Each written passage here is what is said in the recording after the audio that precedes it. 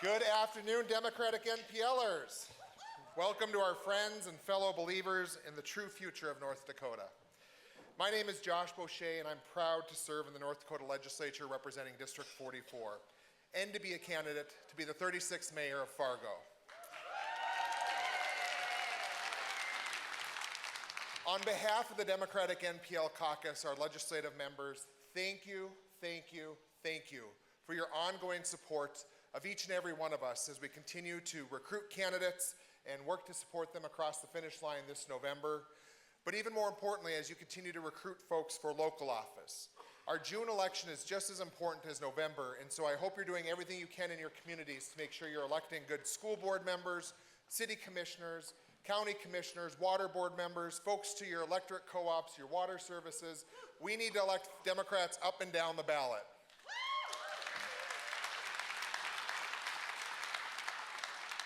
This gathering is always a reminder that while our state may be small in population, our values, our determination, and our belief in community are anything but small. Across North Dakota, Democratic NPLers are showing up, running for office, organizing neighbors, and fighting for strong public schools, safe communities, affordable housing, and an economy that works for everyone. And today we're joined by a leader who knows exactly what it means to turn those values into action. Our keynote speaker comes from a city that, like many of our communities, is growing quickly and facing big challenges, from housing affordability to public safety to making sure opportunity reaches every neighborhood. But he's also someone who believes that cities succeed when leaders bring people together, focus on solutions, and refuse to accept that big problems can't be solved. Before becoming mayor, he dedicated his career to expanding opportunity, working as a teacher, a nonprofit leader, and in a public servant focused on breaking cycles of poverty and investing in people. He has led innovative efforts to tackle homelessness, strengthen public safety through smart community partnerships, and build more housing that working families can actually afford. Today, he serves as the mayor of one of America's greatest cities, Denver, Colorado, where he is focused on making a city that's safer, more affordable, and more welcoming for everyone who calls it home. But what stands out most about his leadership is something that resonates deeply with us here in North Dakota, a belief that government works best when it is practical, collaborative, and rooted in everyday lives of the people it serves. At a time when politics can feel increasingly divided, he reminds us that progress still happens when leaders focus on solving problems instead of scoring points. That spirit is something we know all too well in our state. The Democratic NPL tradition has always been about neighbors coming together. Farmers, workers, small business owners, teachers, and community leaders that are working together to build a stronger future. Our next speaker embodies the same commitment, pragmatic leadership, bold ideas, and the conviction that our communities can be places where everyone has a fair shot. Please join me in giving a warm North Dakota welcome to Denver Mayor Mike Johnston.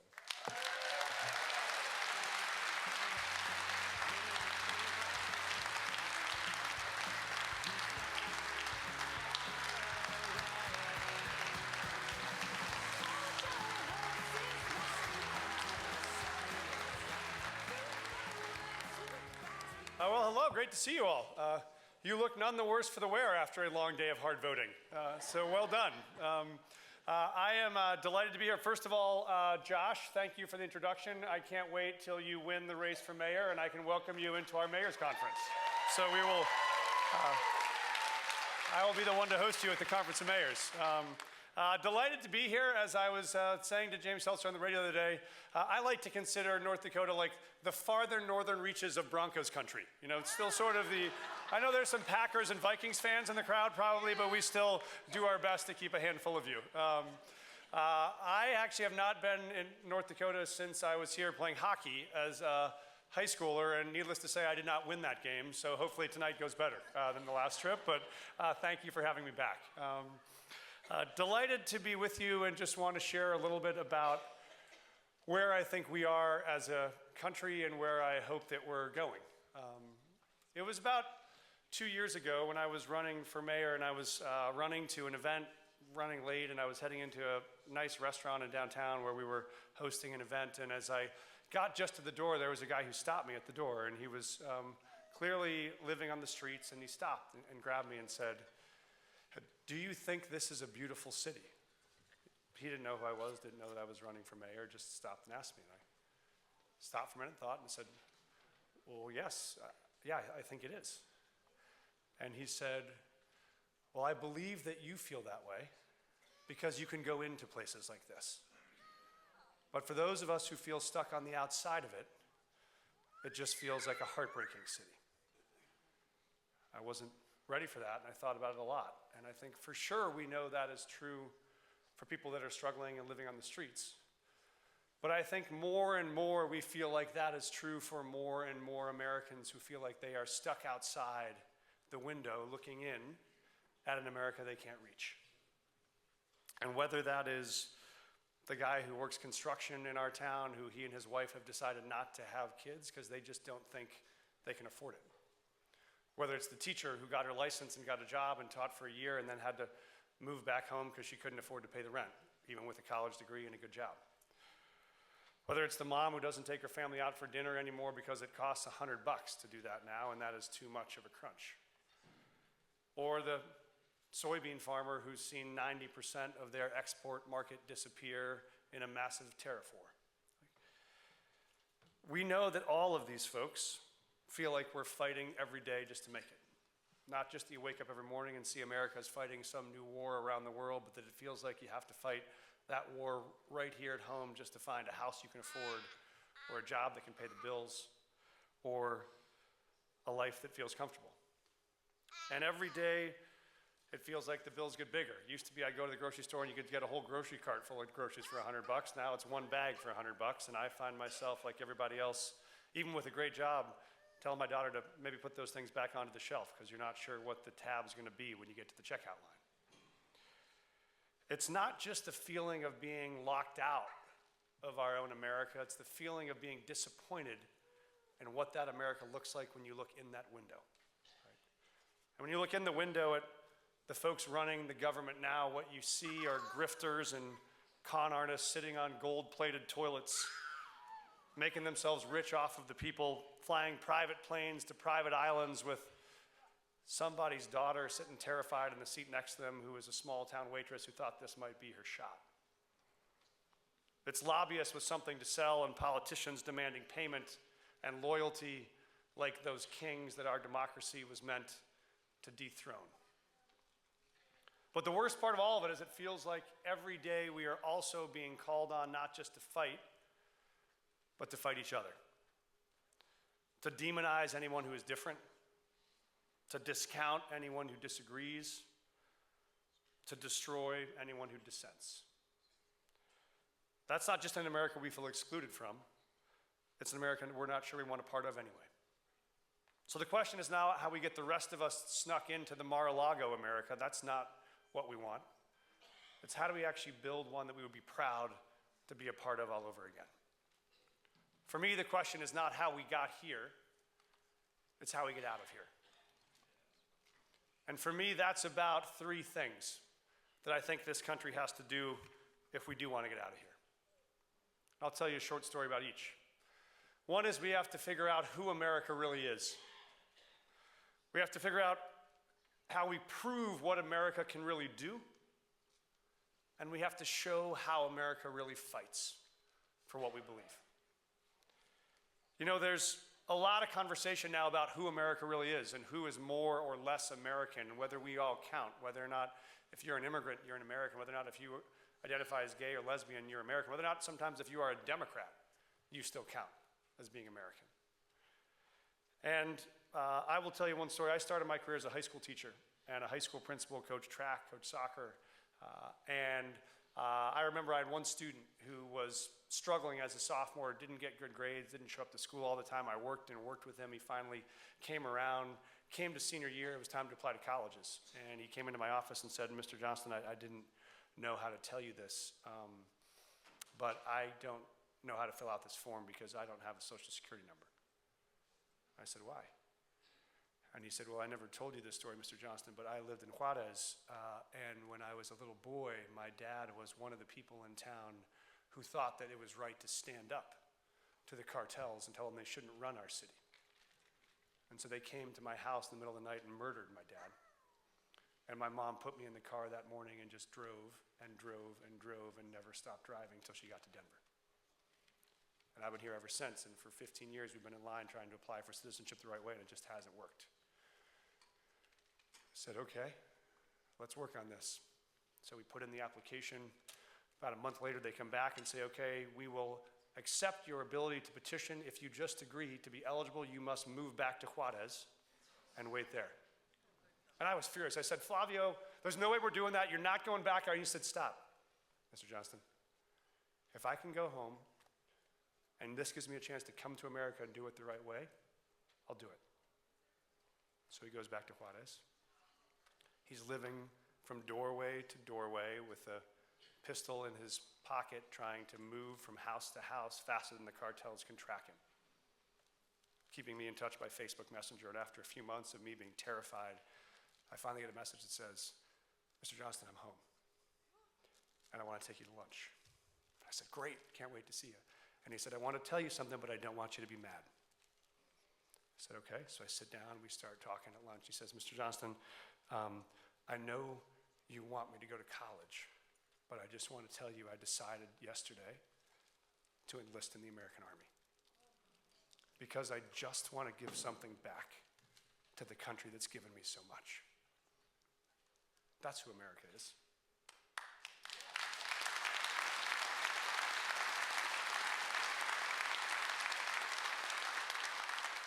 And when Tom Homan threatened to put me in jail about a year ago because I said that Americans wouldn't stand by peacefully and see you deploy American troops into our cities and pull grandmas out of church pews or kids out of 7th grade social studies class, it wasn't just because I knew they didn't understand who those 7th grade kids were in the social studies class.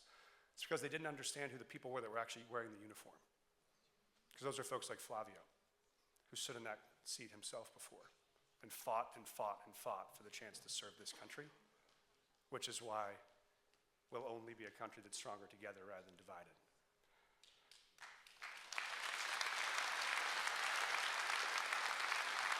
But it's also why we find that those who have fought the hardest to put the American flag over their shoulders are the ones that fight the hardest to never let it go. Because they know what it took to be able to belong. And once they belong, they cherish it more deeply than anything. So that's, I think, our story of who America really is. The next question is, what can America really do? Because I think the fundamental argument that the president and others make right now is preying on your cynicism, on the belief that these problems are not solvable. Particularly the war on American cities is an argument to say these places of crime and homelessness and poverty and struggle are a proof that none of this can be fixed, so you should blow it all up. In Denver, we have a simple belief. We believe that all of our problems are solvable and that we're the ones to solve them. And so that means not just the easy things, but the hard things.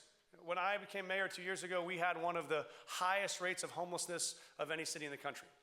We had one of the worst years of violent crime of any city in our history. We saw rental prices going up higher and higher every year so that more and more families are being pushed out. So we said, what does it take for us to actually take on those problems? So we started with homelessness. And we went and did 60 town halls across the city. We talked to community members, and we fought to bring on 1,000 units of transitional housing that we could bring people off of the streets and into housing. We had folks who were freezing to death outdoors in one of the richest countries in the world in the middle of winter. We had huge encampments that blocked post offices and blocked hospitals and blocked churches, and people were living in open-air drug markets. It was a disaster. And what we said is we don't believe people have to live this way. We started focusing on those folks most at risk, like our veterans, who we knew needed us more than anything. And now, 2 years in, we have moved more than 7,000 people out of homelessness.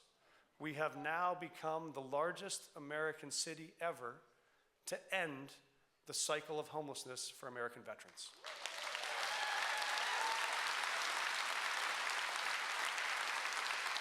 This means if you had the courage to serve this country in uniform, you never are going to have to sleep outside on the streets and wonder about how you'll survive.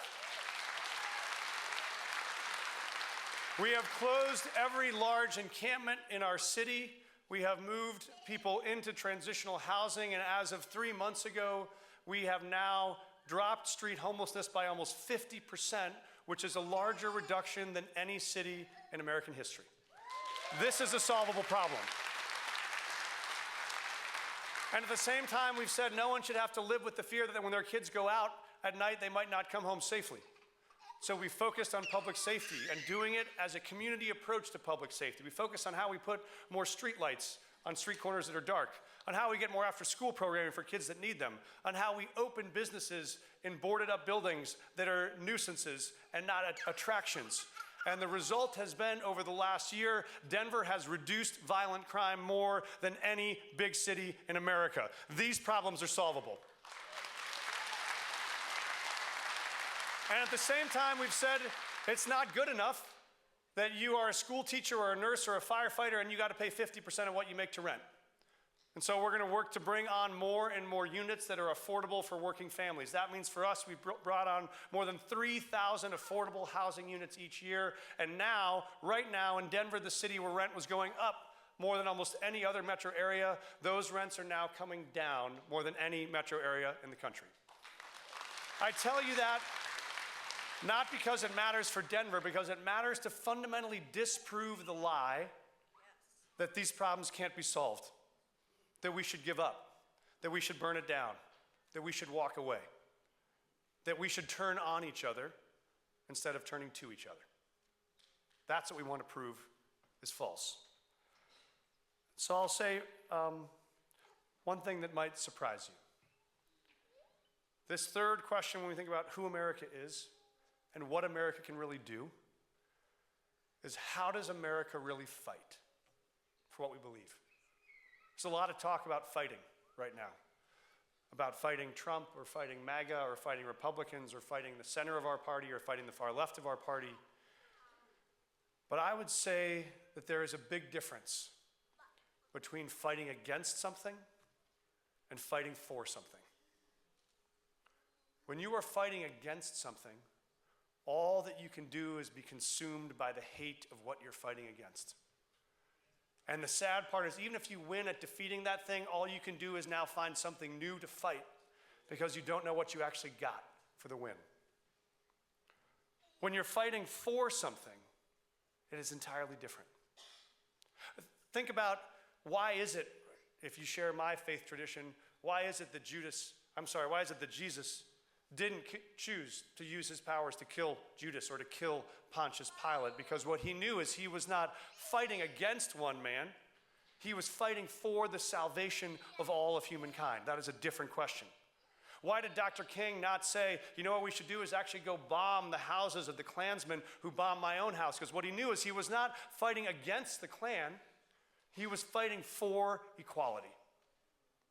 When you fight for something, it is a struggle of joy. When you're fighting for the right to vote, when you're fighting for the right to marriage, when you're fighting for the right to a livable wage, you have a sense of being in service to something bigger than yourself. And then you never lose track of what it is you're doing and why you're doing it. I think of my wife's grandfather who fought in World War II, fought in Germany, fought in Italy. And every morning he got up and looked at the picture in his chest pocket of my wife's grandmother.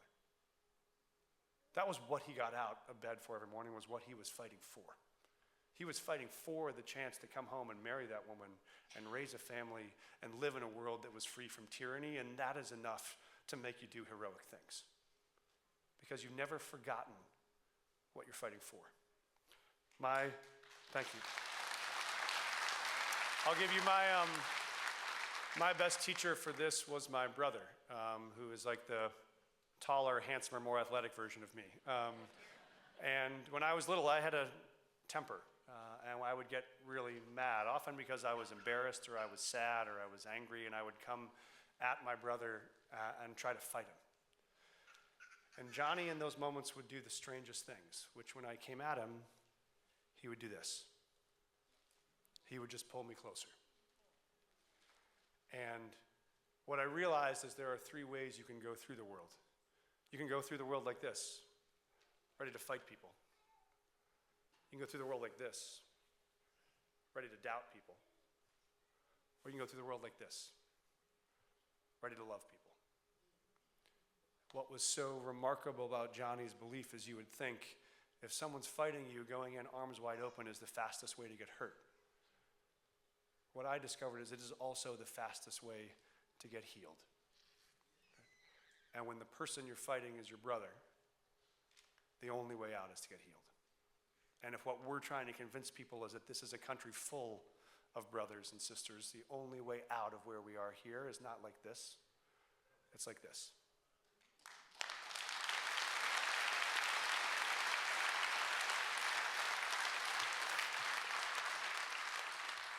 I'll close with this, because you all have had a long day. You have Senator Hike Camp to listen to, and I think maybe a happy hour coming. And so the first rule of being a principal is never talk long before lunch. The first rule of being an adult is never talk long before happy hour, so let me be short. There is a line in the Declaration of Independence. Thomas Jefferson, when he wrote it, wrote the first line that everybody knows. We hold these truths to be self-evident that all are created equal, and that they're endowed by their Creator with certain inalienable rights that include the right to life, liberty, and the pursuit of happiness. Very famous. Jefferson, whatever his faults, was not a naive person. He knew when he wrote that line it was the boldest promise ever made, maybe in the history of the world. Never been a government of any sort in any country that had ever delivered anything close to that promise. And he knew enough to know that if you wanted to make that promise, you had to back it up. And so very, very late, at the very last line of the document, there is a very different line. And that line says, to protect this declaration, we mutually pledge to each other our lives, our fortunes, and our sacred honor. So I say there are a lot of folks that are first-liners. There are a lot of folks that know the first line of the Declaration. Yes, we hold these truths to be self-evident and love that. But I would argue if you look at the Americans who over the course of history have most dramatically transformed the future of this country, it is the last liners. It is the people who said, I will pledge my life, my fortune, and my sacred honor to deliver on that promise.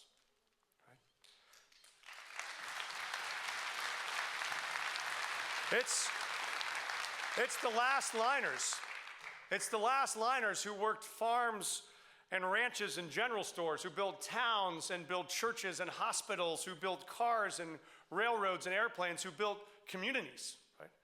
It's because of those last liners that we cannot give in to an America where you can't come from anything and make it to anywhere. Right? It is because of them that we have to say that if you're willing to work an honest job, there ought to be a place to live a comfortable life in this country. It's the last liners who moved to the West to look for something new. Italians and Irishmen, Jews and Catholics, Black Americans and Native Americans who believed that this country was big enough for all of us. It's because of those last liners that we can't let our children grow up in a country where we believe that you move our country forward by tearing our neighbors apart. It's because of the last liners like the men who landed at Omaha Beach and liberated concentration camps to tell the world that it is un-American to tell the lie that only some of us are made in God's image and some of us are not. It is because of those last liners that we cannot tolerate in America where we teach each other to turn on each other and not turn to each other. It's the last liners who marched in the streets for suffrage. It's women who broke glass ceilings and powered a world war and built industries and careers and families and communities who showed us that our country could be everything if everyone was allowed to be their full self. It's because of those last liners that I won't allow an America that teaches my daughter to accept any world where she's not the architect of her own world or the master of her own body.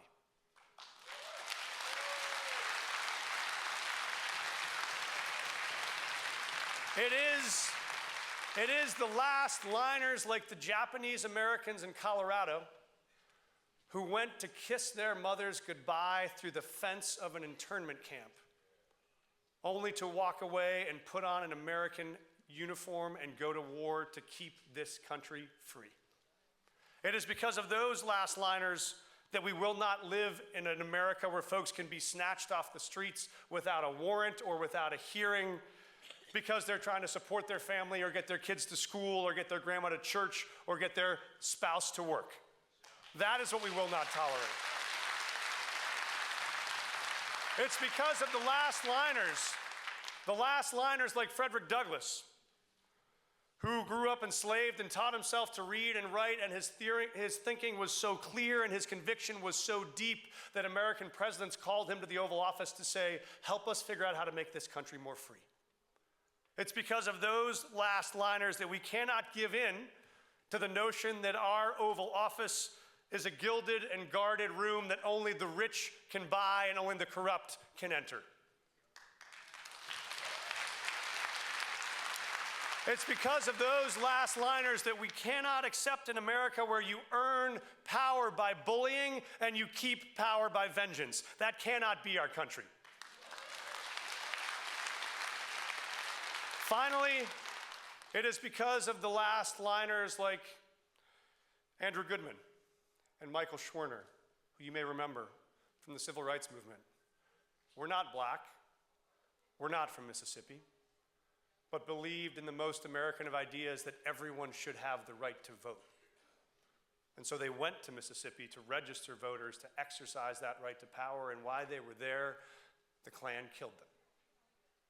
But it is because of those last liners that we cannot accept in America where someone who stands up for their neighbor or someone who stands up for the Constitution, like Renee Good did or Alex Preddy did, can be called a terrorist or not a patriot, and can be killed for their courage and not celebrated. That's an America that we cannot tolerate.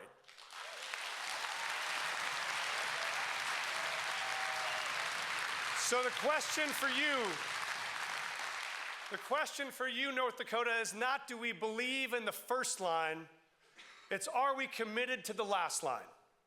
It's not do we believe that we hold these truths to be self-evident that all are created equal. It's are we willing to sacrifice to mutually pledge to each other our lives, our fortunes, and our sacred honor so that 50 years from now, 100 years from now, folks will be in this auditorium saying, I am so proud of what my grandparents did.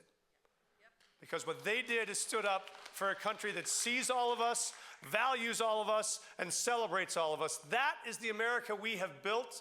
That's the America the last liners have handed us, and that is the one we have to protect in the years ahead.